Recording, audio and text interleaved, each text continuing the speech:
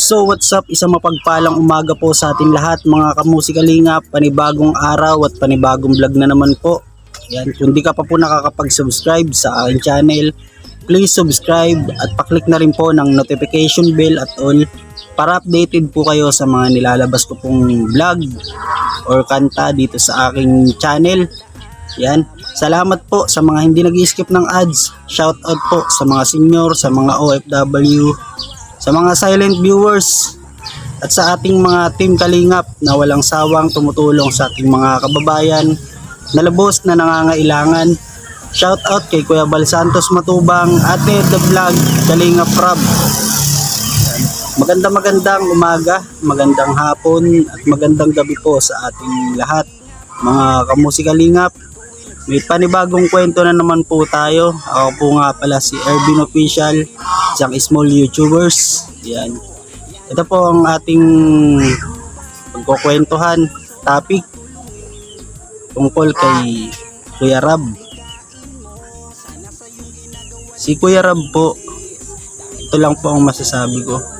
Si Kuya Rab ay isang mabuting kaibigan.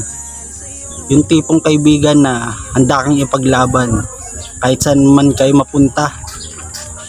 Siya yung tipong kaibigan na hindi maramot, mapagbigay at mapagmahal sa anak, mga anak, at mapagmahal sa asawa, lalong lalo na mapagmahal sa mga magulang at kapatid.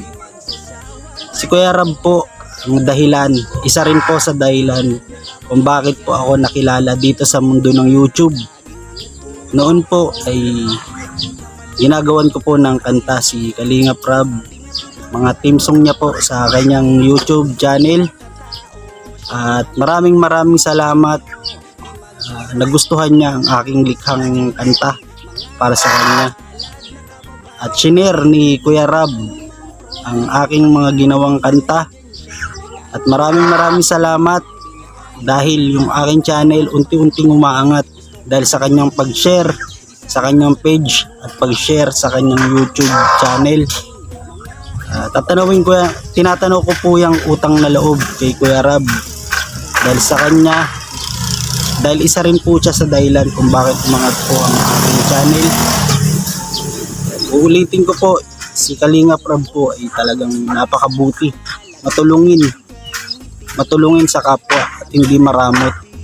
Hindi ko po alam sa iba kung bakit po ganun ang mga binibitawang salita nila about kay Kuya Rab, na ganun, na mukhang pera, mga ganun, mga walang masabi, walang magawa sa buhay.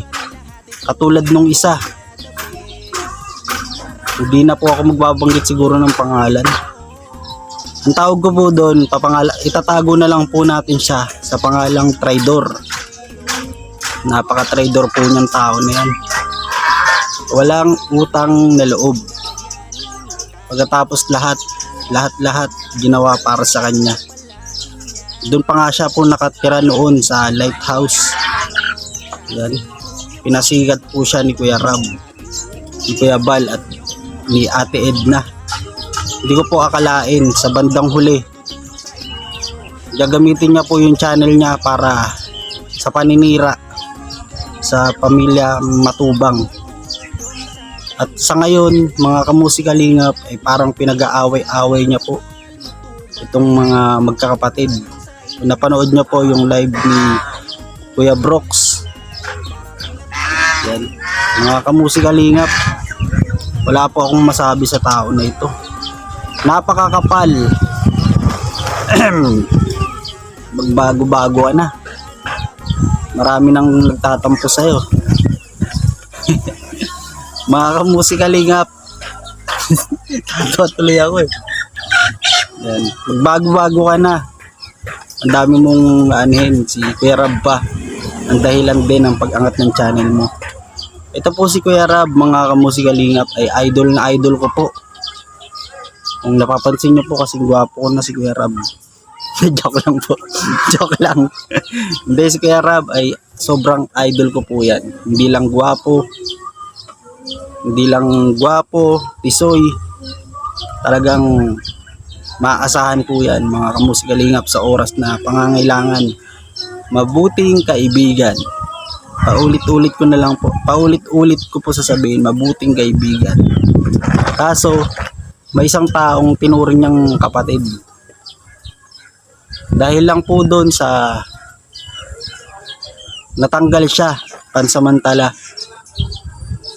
Dahil sa mga ginawa niyang reaction noon na paulit-ulit. Dahil lang po doon ay ganito na po ang gagawin niya. Kala Kuya Rab, marami pong nagagalit dyan ngayon mga kamusikalingap. Nako.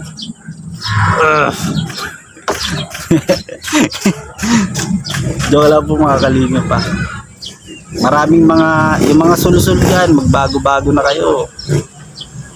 Nakita nyo naman po kung gaano karami ang mga nagmamahal sa Team Kalingap. Ilan lang po kayo, bilang lang po kayo na kumukontra sa Team Kalingap.